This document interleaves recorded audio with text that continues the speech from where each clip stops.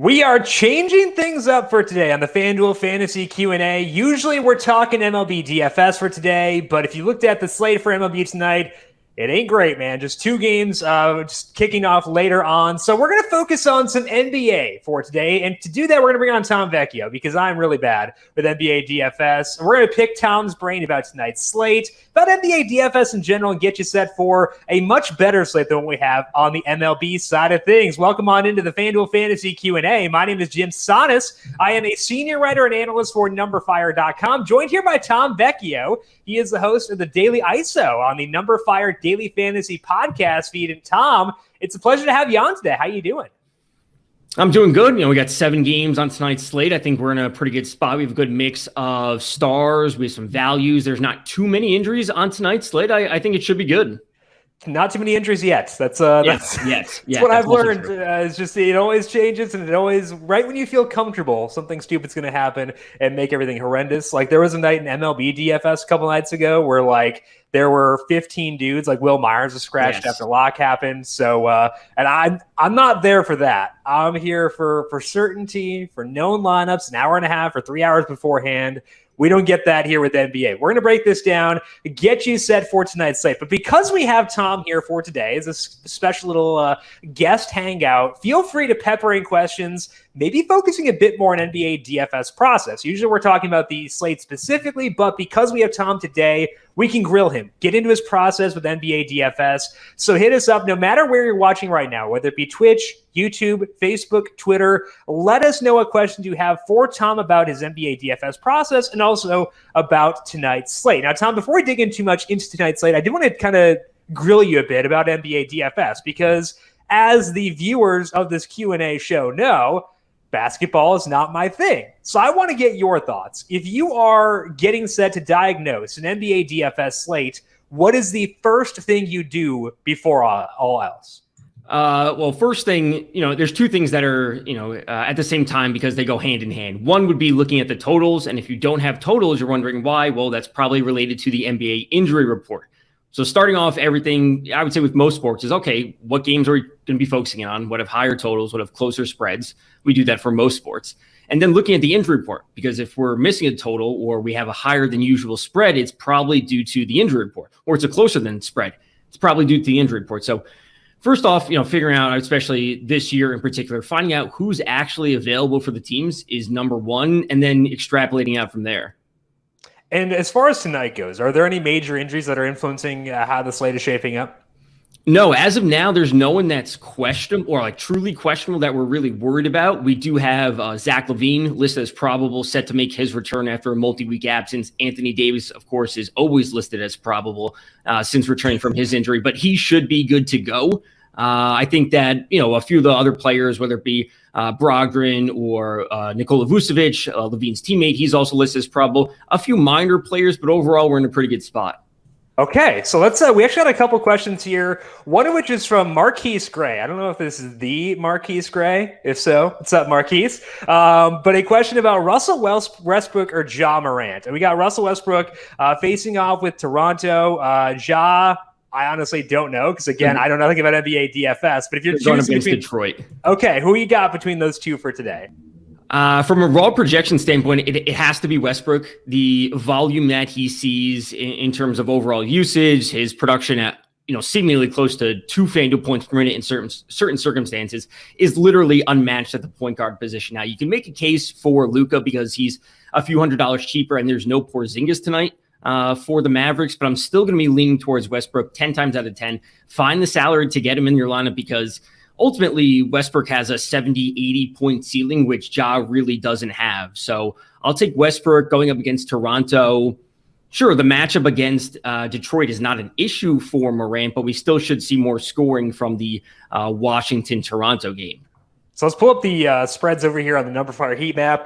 The Washington game, 236 total, 2-point spread. Like if I'm looking for something in DFS that I want exactly that. That sounds great to me. Other games that stand out, Brooklyn versus Dallas and then Atlanta versus Indiana as being games that, as Tom mentioned, high totals, tight spreads, and you see a big gap after the Brooklyn-Dallas game down to the next total, and that's a huge spread there. So if we're looking for games to target, it seems like those stand out. You got Russell Westbrook there, putting out just massive totals right now.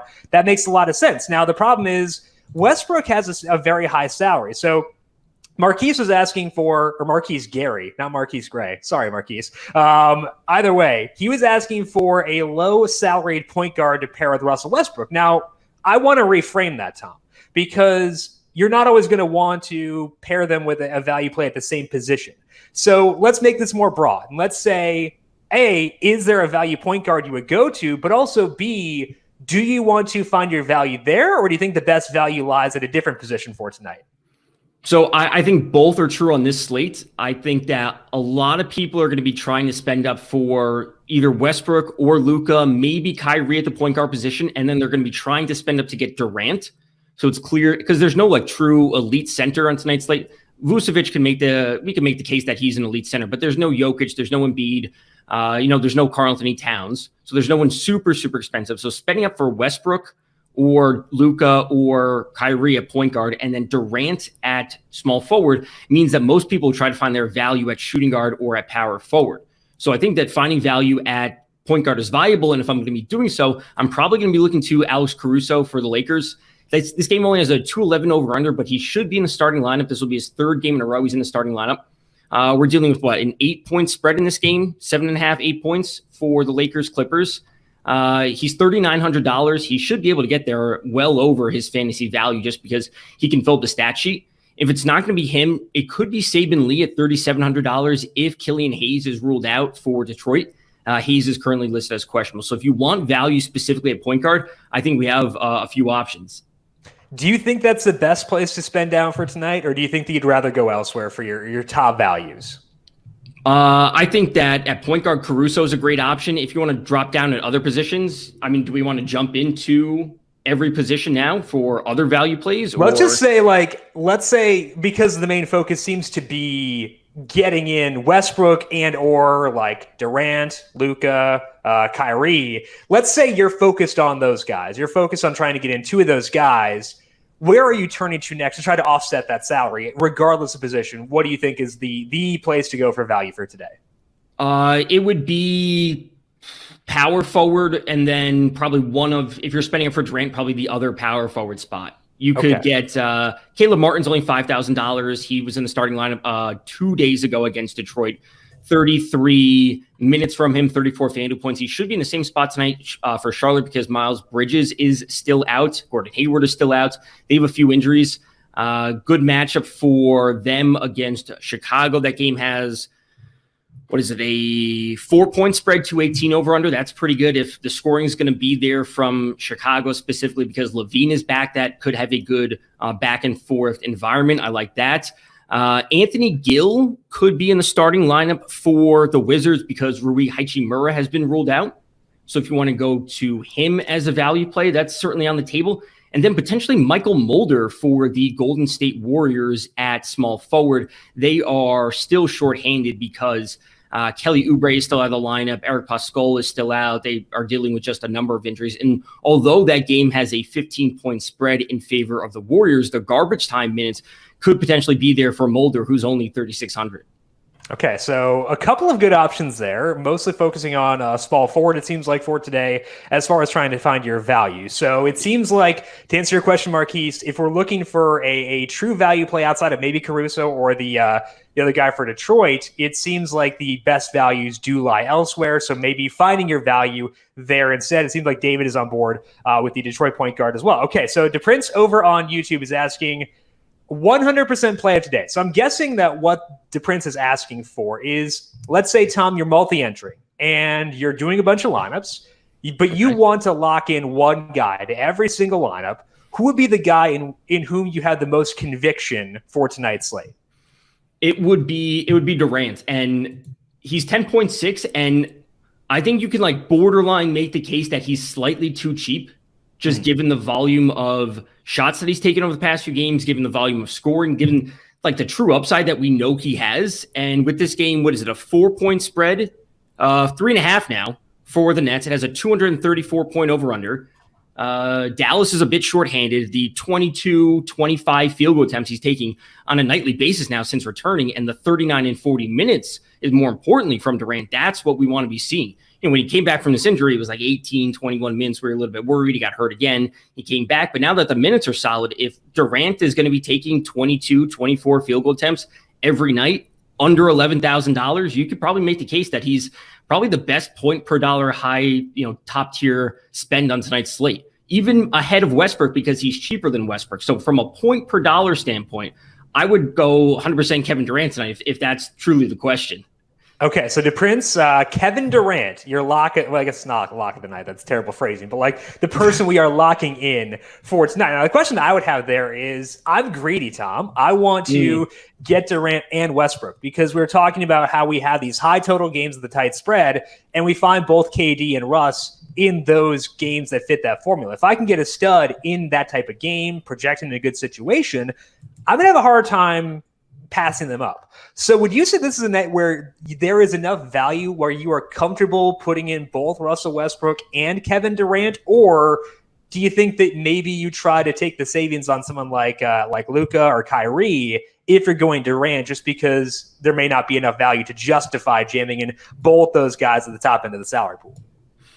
That would probably depend on how many lineups you're running, I would say, ultimately. If you're running one lineup, and it's a tournament lineup, I would think going, stars and scrubs is fantastic tonight. If you're multi-entering, obviously you want to, differentiate a little bit or differentiate your player exposure a little bit, and then you can obviously mess with, lineup construction there. But if I'm going one lineup, it's probably just trying to jam in Westbrook and Durant and taking the value that we have. There are a number of value options on tonight's slate, whether it's Mulder, whether it's Caruso. We're getting two players under $4,000. Players in the mid-tier that aren't super expensive, you can continue to look towards. Daniel Gafford's $5,300 for Washington. Yeah, $5,300 for Washington. He might not be in the starting lineup for them, but coming in off the bench, a player that can really have some nice upside due to his ability to block the ball. I like. You're not breaking the bank. You have some value under 4,000. I'm going Westbrook and Durant time and time again tonight. Okay, I like it. This is on board with my strategy, so we're fully in on KD and Russ, reuniting them, at least from a DFS perspective for today. So now Marquise and David over on Facebook both seem like they are into the Memphis shooting guard. And again, I don't know a lot about the NBA, so I don't know who they're talking about. Who is this Memphis shooting guard, the mysterious person you need to educate me about for today? And do you like them as a value? It looks like they are $4,000. So we're talking about D'Anthony Melton at 39, or is that who they're talking about? Most likely. I don't know. Again, this is. Did they list the name I'm saying? Nope, they did not. So Desmond Bane is 4,800. He's been actually very solid over the past few. If he's going to be in the starting lineup, obviously we'll have to wait for that to be confirmed. I think that's fine. If it's going to be D'Anthony Melton at 39, I think that's also a solid play. The one. He's a solid play if he's going to be seeing plenty of minutes. The one thing I'm worried about this game, what's a 222 over under, it's a 9-point spread in favor of Memphis. I think that there are other players at shooting guard we could be looking at the same price. Okay. Unless you're worried about Memphis particularly, I think that we could be looking to other options around there. Okay, what are those options you would turn to instead of Melton if you're worried about the total, the spread, whatever it may be? Yeah, so whatever it might be. If you are looking to really spend down at that position, we could be seeing plenty of minutes for DeAndre Bembry at $3,500 for Toronto, a player that generally has a solid role off the bench. This is, I would say, more of a GPP play. I'm buying into this game environment overall versus the Raptors. It's a 237-point over-under. I think we should be looking there for a number of options, whether it be high end, we didn't talk about Lowry or Van Fleet. I think all those players are fine. I like the upside for Landry Shamet at $4,300 for the Brooklyn Nets. Again, another very, very strong game environment you could be buying into. I can make the case for Aaron Holiday for Indiana. I know he didn't have a huge game last night. It's not really the same salary. He's jumping up a little bit at $4,700. But I think they're all in the mix. Desmond Bane, Shamet, whoever you want to go to. I think they're all fine at shooting guard. I want to say we're almost splitting hairs here at a certain point. Sure. But they're all in the mix. Like I don't have a strong take on either of them or any of them, if that makes sense. And I think the way that I would look at it, like, again, this is from a person who does not know the ins and outs of basketball, just thinking about it from like a daily fantasy perspective, a broad daily fantasy perspective. When I'm looking at players who I don't have strong conviction on, and I'm not seeing a massive difference in them from a projections perspective, I want to go with the best game environment. It's a term you used in there. When in doubt, go with the best game environment. It sounds like Memphis may not have that. So if we're talking about Bain and Melton specifically, we see here a 221.5 total, 9.5 point spread in favor of Memphis. That's not as good of a game environment as you get with, teams. You were talking about Brooklyn before, talking about Toronto before. It seems like we want to skew that direction versus going with Memphis just because the game environment is not as favorable there. Is that something you do for NBA DFS as well, favoring a better spot over maybe a slightly better role? Yeah, so one of those things on top of that, which I think is spot on, where you want to be looking at the overall game environment. For this one specifically, Memphis is 6th in pace and Detroit is 19th. So it's a pace down spot for Memphis. And ultimately, one of the things, especially if you're MMEing, what I always like to do is look to these game environments. I think it's fine to take a few options from Memphis or Detroit or one of the other lower scoring games, but you always want to limit how many players from one lineup from that specific game or that specific team go into an individual lineup. Like if you're making 20 lineups, you don't want to have 5 players from Memphis, Detroit, all in the same lineup, right? So we want to be focusing on the game environment. Like, why are we taking this game when there's another game that has an over-under, which is 15 or 18 points higher? So, this player's projected for, 25 points. This player's projected for 27.5 or $300 difference. We're splitting hairs here, but the player that is projected for less is in a higher scoring game. Does he have more upside? I certainly think he does. And that's where I generally, tend to lean. And I think that the aggregate view that you took there is important because, like, the odds that one player from a bad game environment goes off are fine. Like, they're fine. But the odds that if you're making like a 4-player parlay, which is effectively what DFS is, you're making like a 9-player parlay. If you're burning 4 of those spots on a bad game environment, the odds that all 4 of those guys go off at the same time are going to be about a lot lower. So I think that's a smart way to view it. How many spots have you used in that lineup on a bad game environment? Let that dictate things as well. Now, David had another question here. He asked for your best starting lineup. We can't give that because, ethical questions. So we're not going to give out a full lineup. We're going to help you, give you the tools, David, to fill out your own lineup, though. So let's go position by position. We've already talked a lot about point guard, shooting guard, and small forward. I want to talk to you about power forward, Tom. Yeah. After considering salary, after considering situation, what are some players who stand out to you at power forward for tonight? One of them is probably going to be Isaiah Stewart for the Detroit Pistons. He's $5,800. This is a player, one of their younger players that they've certainly brought along recently due to, I'm not going to say tanking. They're certainly developing a lot of their young talent. That's a good way to phrase it. I love it. Yeah.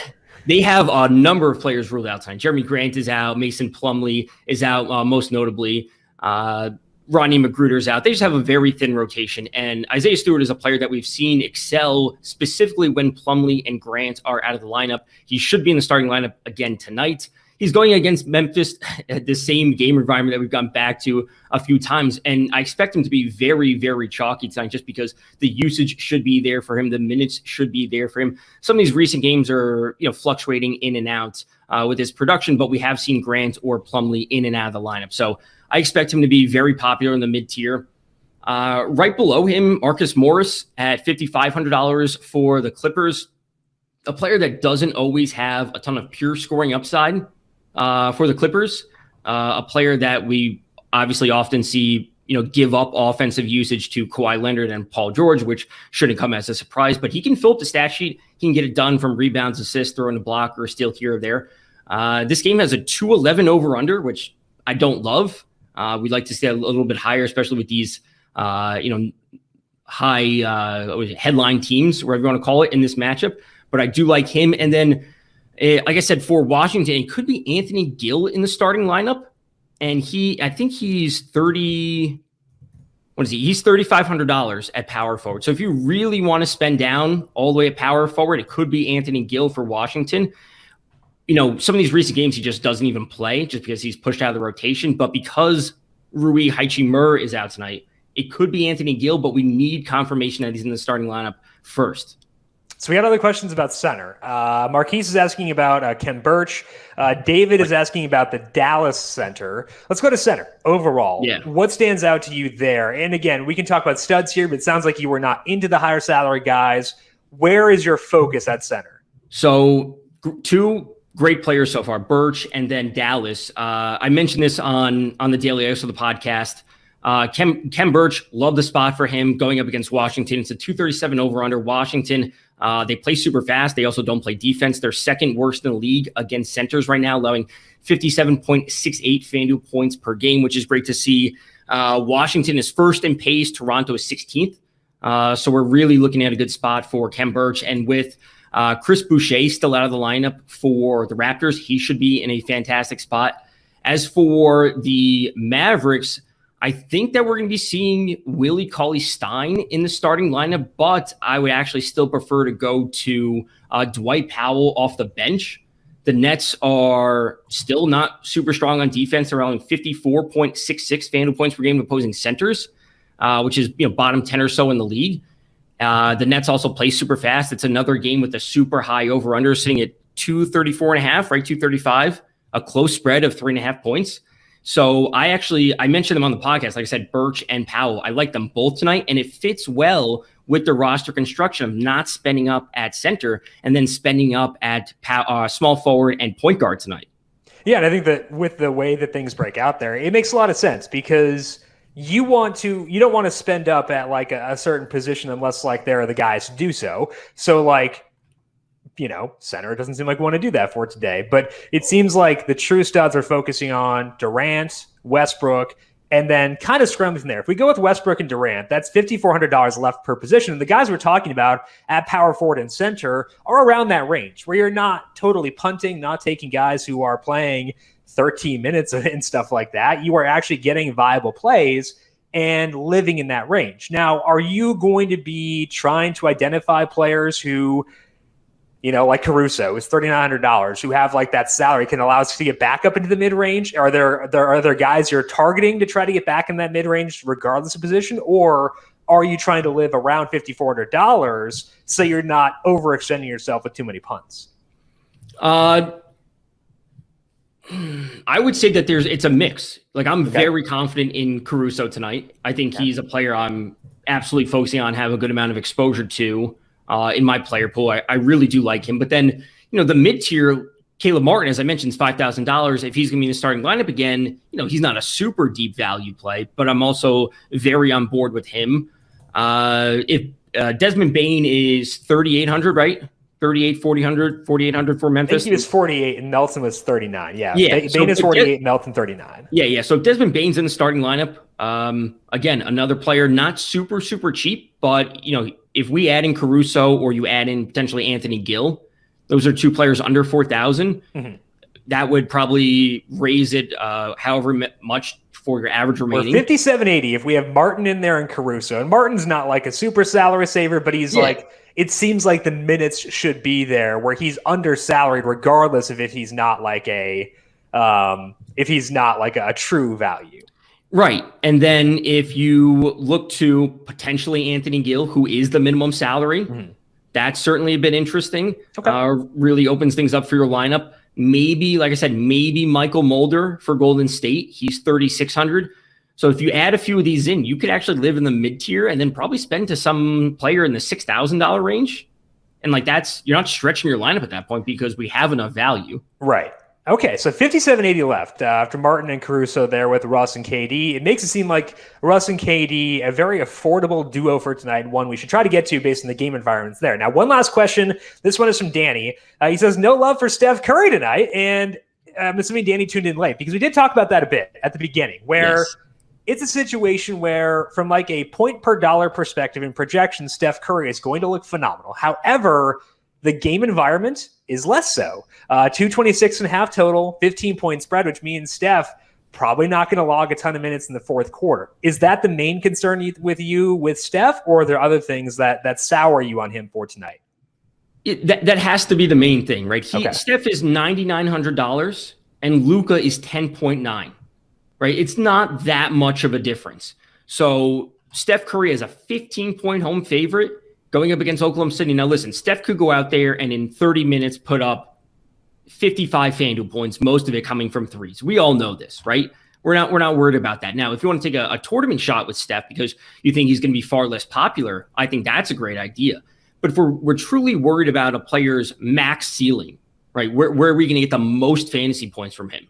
Luka with no Porzingis, right? There's no Porzingis for the Mavericks, right? Luka's only $1,000 more. This game has a higher over/under. It has a closer spread. Why wouldn't we go to Luka 10 times out of 10? Because Luka can put up triple doubles. Steph isn't necessarily the player that fills up the stat sheet a ton. He can do it at times. We know most of it comes from the 3-pointers and the pure scoring, but I'll find the extra $1,000 just to get to Luka.